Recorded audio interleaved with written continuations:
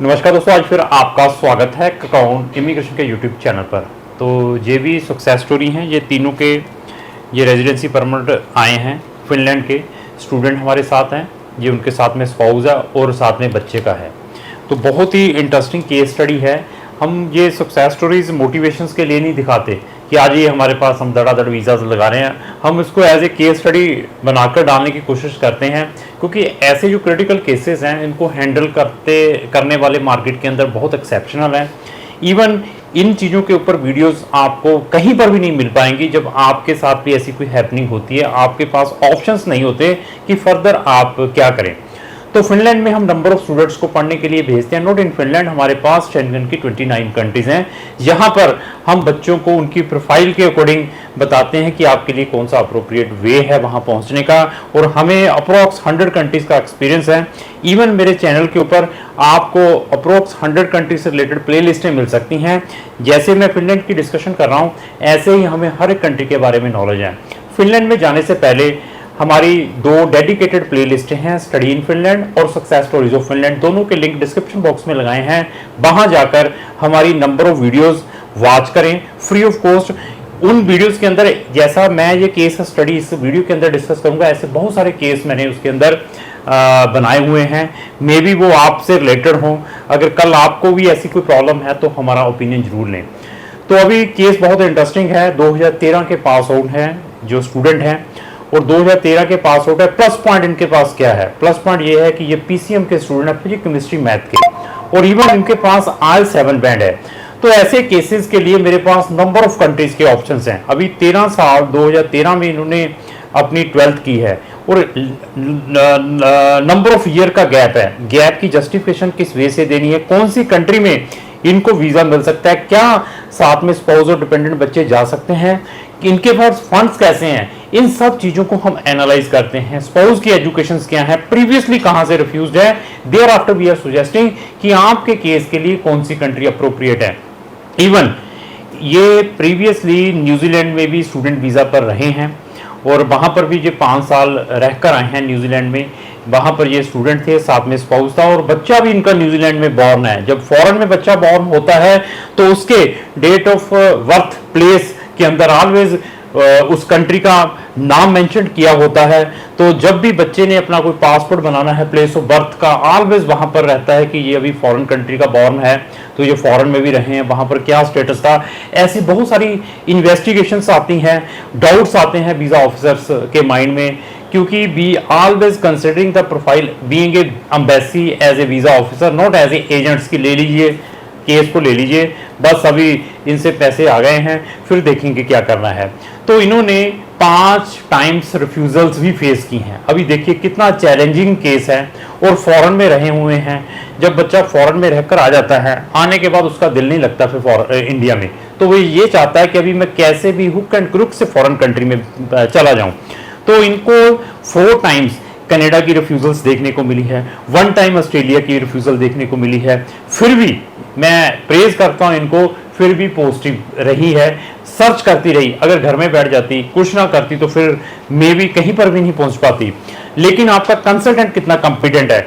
अगर ये केस मेरे पास आते हैं कनाडा के लिए, तो I never ever recommend the Canada इनको। इवन कनाडा का वीज़ा मिलना नहीं था स्टूडेंट का। अगर मिल भी जाता तो इनके बच्चे और इनके स्पाउस के लिए बहुत बड़ा चैलेंज रहता है इनके लिए कि उनको हम कैसे साथ में अकॉम्पनी करें। तो अभी इनसे डिस्कस करेंगे इनका एक्सपीरियंस हमारे साथ कैसा रहा है और कितना टाइम लगा है। टाइम लाइंस के बारे में भी डिस्कस करेंगे और क्या सिचुएशंस थी, बीच में कुछ इनको प्रॉब्लम्स भी फेस करनी पड़ी, उन प्रॉब्लम्स को कैसे रेक्टिफाई किया गया, क्योंकि बच्चा फॉरेन का बॉर्न है, date of birth certificate foreign से इश्यूड हुआ है, उसको कैसे ऑथेंटिकेट करवाना था, कौन सी एजेंसी से ऑथेंटिकेट करवाना था। That are the very important things before putting your applications in Finland embassy here in India और कहीं पर भी जो लोकेटेड है। तो सबसे पहले मैं आप दोनों का स्वागत करता हूं इस वीडियो के अंदर। मेरी तरफ से आप दोनों को नमन है, नमस्कार है। तो एक बार फिर बता दें, ये सक्सेस स्टोरीज देख सकते हैं। तो अभी इनसे बात करेंगे 1 बाय 1।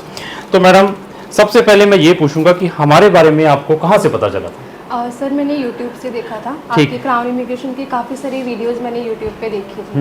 हाँ जी। तो क्राउन इमिग्रेशन की वीडियोस देखी, जब आप कहीं किसी की भी कोई वीडियोस देखते हैं साथ में और भी बहुत सारी रिकमेंडेशंस मिलती हैं जी। कि इस कंट्री को ये भी प्रमोट करने वाले हैं, तो हाउ यू ट्रस्ट कि हम आपके केस में ऐसा कुछ कर पाएंगे, क्योंकि आप तो पहले ही बड़ी सारी प्रॉब्लम्स में थे। हाँ।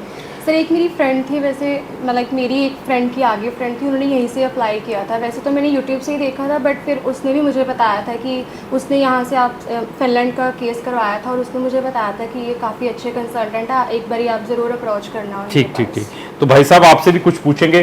तो आपको ये मालूम है कि हमसे जुड़े हुए कितना टाइम हो चुका है, कौन से मंथ में आए थे, या कौन से कुछ आइडिया हो कितने महीने हो गए, 6 महीने, साल, या कितना?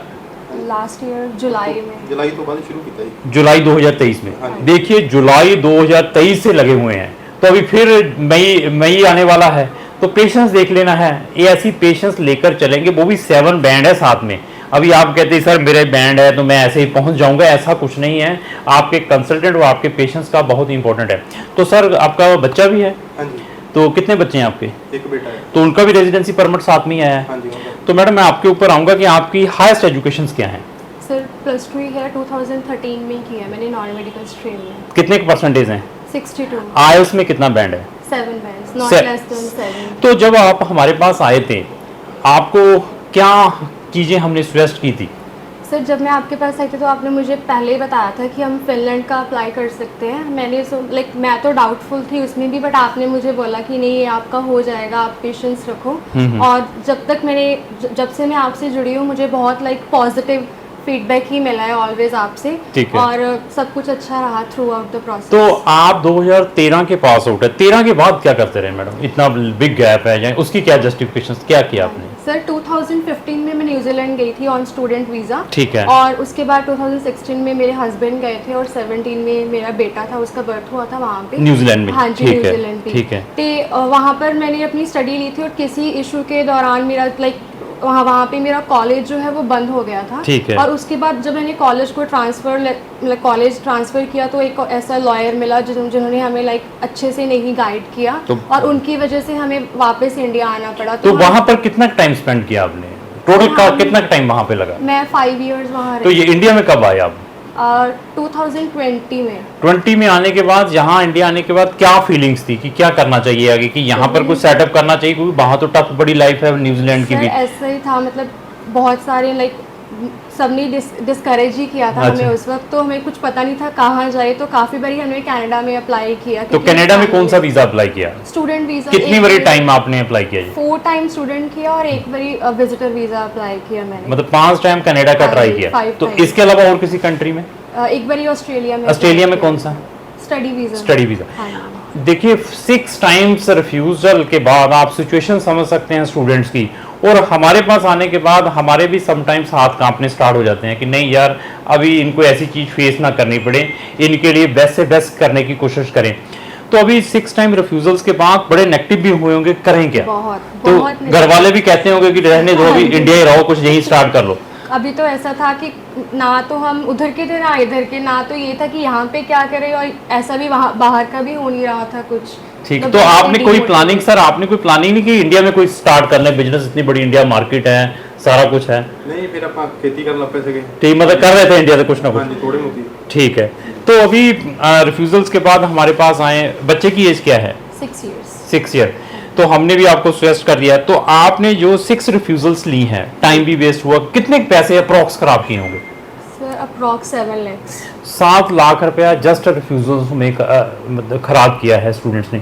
तो 6 टाइम्स जहां से भी रिफ्यूजल आई, आपने ऑलवेज ट्राई की है कंसल्टेंट चेंज करने की, एक ही कंसल्टेंट के पास लगे रहे? नहीं सर, चेंज किए हैं। पहले एक जब वो बोलते थे कि हाँ हो जाएगा, और जब फिर डिक्लाइन आ जाता उसके बाद देखते ही नहीं थे हमारी प्रोफाइल को। फिर ये था उन्हें भी अब वेट कीजिए, आप वेट कीजिए। तो ये देखिए हमारे पास आते हैं, मैंने पहले बता दिया था I will never ever recommend the case for Canada के लिए। मुझे मालूम है कि इस केस के अंदर क्या प्रॉब्लम्स है। We are not interested to take only the registration fees, 20,000 ले लिए, आपकी फीसें ट्रांसफर कर दी, उसमें पैसे कमा लिए, ये कर दिया वो कर दिया।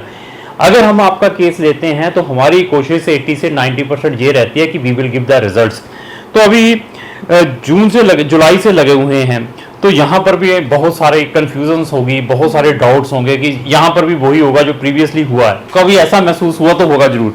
वैसे सर कभी घर में ऐसा हो जाता था कई बारी कि अभी पता नहीं होगा या नहीं, पर जब भी मैं यहाँ कॉल करती थी इंस्टेंट मुझे रिप्लाई आता था यहाँ से। आपसे भी जब भी मैं कॉल करती थी हमेशा ये होता था कि आप पेशेंस रखिए, हो जाएगा। तो बाकी कंसल्टेंटों में ऐसा नहीं था कि फोन करते थे या मैसेज मैं नहीं आपको ऑनेस्टली बताती हूँ 3-4 कंसल्टेंट तो मुझे बाय फेस मिले ही नहीं है, ओहो। उनकी आगे टीम ही मिलती थी। बस ऐसा ही था कि इतने पैसे जमा करा दो, इतने पैसे। और एक बार हम यहाँ किसी कंसल्टेंट के पास गए, उन्होंने मेरे से 70,000 ऐसे ही ले लिया, even they didn't give me any receipt of that 70,000 amount. और मतलब हम बहुत ही डीमोटिवेटेड थे, इसलिए जब यहाँ पे आए देखा सब स्ट्रेट फॉरवर्ड है, सब ट्रांसपेरेंट है यहाँ पे, तो उससे हमें बहुत जैसे पॉजिटिव फीलिंग तब आती थी कि नहीं यहाँ से हमारा हो जाएगा केस डेफिनेटली। चलो देखिए, थोड़ा सा इन्होंने हौसला रखा और अच्छे मिल गए हमारे जैसे काम करने वाले मार्केट के अंदर, तो इनको पॉजिटिव रिजल्ट्स मिले हैं।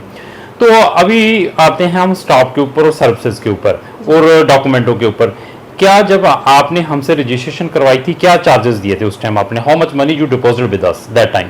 I think only 15,000। 15,000 रुपया। हाँ जी। उसके बाद हमने क्या फीस ली आपसे जब आपका कोई एडमिशन आया या कुछ ऐसा कुछ ली उसके फीस? बाद जी नहीं, जब एडमिशन आई तभी आपने 15,000 और लिया। हाँ जी बस। अभी ये बताइए कि हमने फिनलैंड में आपकी कितनी यूनिवर्सिटीज में अप्लाई किया होगा कि जस्ट हमने अप्लाई करके एक यूनिवर्सिटी में सो गए थे? नहीं हाँ, सर, आप तो जब भी एप्लीकेशन पीरियड स्टार्ट होता था, जब भी मेरी सर से बात होती थी, वो बोलते थे कि हमने आपका अभी इस कॉलेज में अप्लाई फिर भी कितना का डाला हो, कितनी आई यूनिवर्सिटी? थिंक 4-5 यूनिवर्सिटीज में देखो किया। 4-5 यूनिवर्सिटीज में हमने अप्लाई किया था स्टूडेंट का। We want to give the results. ये नहीं है कि 15,000 रुपया भी हमने ले लिया था और चुप करके बैठ जाएं। हमारी कोशिश यही रहती है कि हम मैक्सिमम से मैक्सिमम करने की कोशिश करें।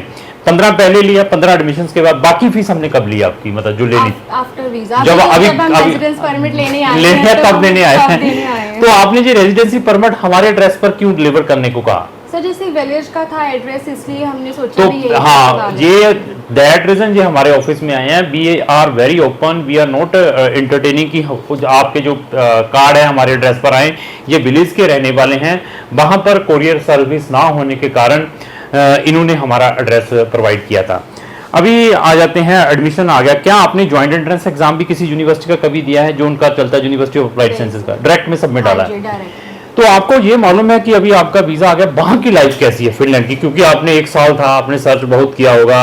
क्या फीड आपको क्या लगता है कि लाइफ इजी है या टफ है? देखिए सर, अब यहाँ से जब हम स्टेप आउट करेंगे डेफिनेटली डिफरेंट कंट्री में इतना सर्वाइवल इजी तो नहीं है, बट स्ट्रगल तो अब हर जगह करना ही पड़ेगा। अब यहाँ तक इतना पेशेंस किया है तो चलो आगे स्ट्रगल करने के लिए ही इतना पेशेंस किया है। तो मैं ये रिकमेंड करूंगा कि आप एटलीस्ट 1 साल के सर्वाइवल के लिए पैसे पूसे इकट्ठे करके ले जाने हैं जरूर। जी हाँ, मतलब ये जाते तो आपको भी मालूम है कि लैंग्वेज नहीं आती, हाँ। बड़ी सारी डिफिकल्टीज है, यूनिवर्सिटी भी बाहर है, सिटी के अंदर नहीं है, ऐसी बहुत सारे चैलेंज रहेंगे इंटरनेशनल स्टूडेंट्स के लिए।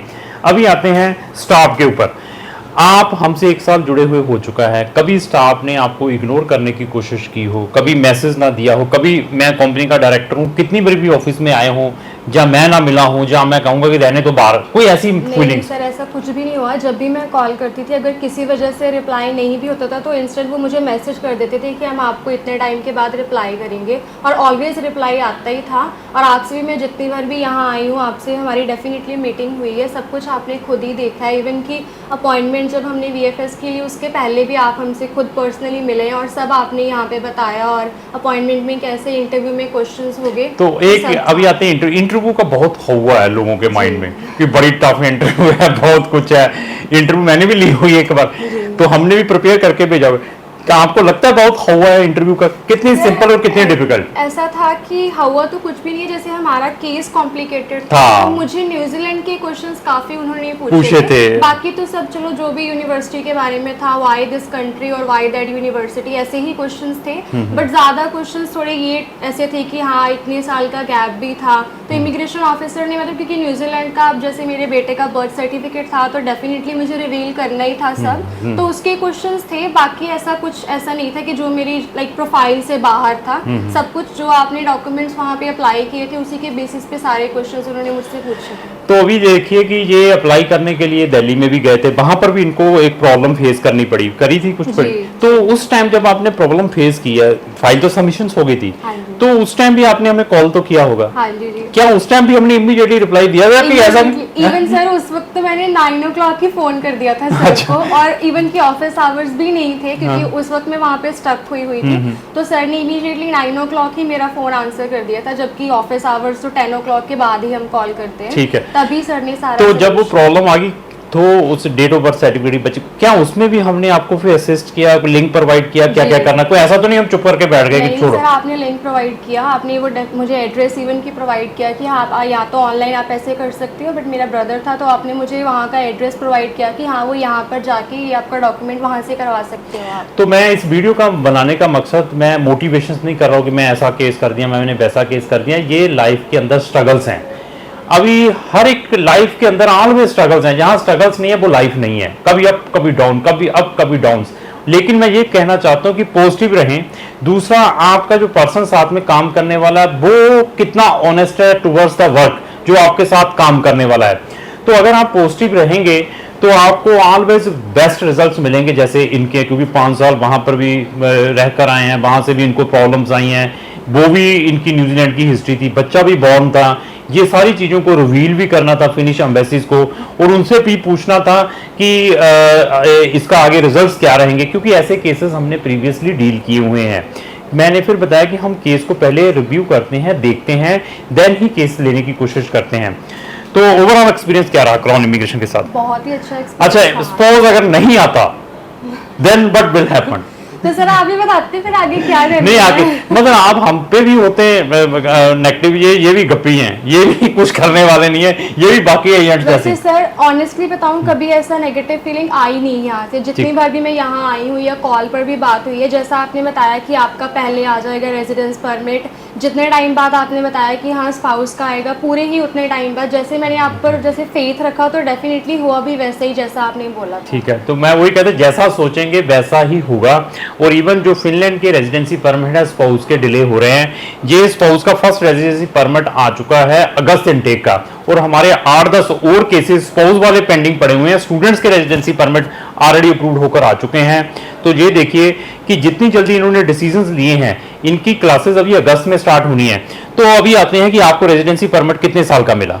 सर मुझे 3.5 इयर्स का। 3.5 साल का। आपके स्पाउस और डिपेंडेंट को कितने? इनको 1 ईयर। कौन सी टाइप का मिला है? ये एक आई। 8 दोनों को, तीनों को? हाँ जी, तीनों। तो अभी आपसे क्वेश्चन ये है कि आप फीस कितनी पे करके जा रहे हैं, मतलब जो यूनिवर्सिटी को पे की है इंडियन रुपीज में? हाँ जी, 1 ईयर की 7.5 लाख पे की। तो हमने आपको मोटिवेट किया था कि 1 साल की पे करें? नहीं सर, आपने बोला था कि 6 मंथ्स की भी पे कर सकते हैं। देखिए 7 लाख की फीस 1 साल की पे करके जा रहे हैं, और 3.5 साल बच्चे भी साथ में जा रहे हैं। इवन ये 3.5 लाख की भी फीस पे करके जा सकते थे, फिर भी इन्होंने कहा कि नहीं हम साल की पे करके जाएंगे।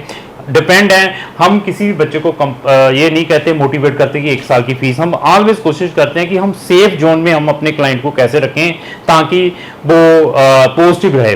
तो मैडम बहुत बढ़िया लगा आपसे डिस्कस करके, और मैं भगवान से प्रेयर करूंगा कि आपने बहुत सारी स्ट्रगल्स ऑलरेडी फेस की हुई है, जितनी स्ट्रगल फेस की हैं उतनी जल्दी जाकर आप फॉरेन कंट्रीज में जाकर सक्सेस हुए। जैसे आप यहाँ मेहनत कर रहे हैं, न्यूजीलैंड में मेहनत करते रहे हैं, इसी टाइप की अगर फॉरेन में जाकर मेहनत करेंगे तो डेफिनेटली वहां पर आप जल्द से जल्द सक्सेस हो जाएंगे। धन्यवाद, thank you sir, thank you.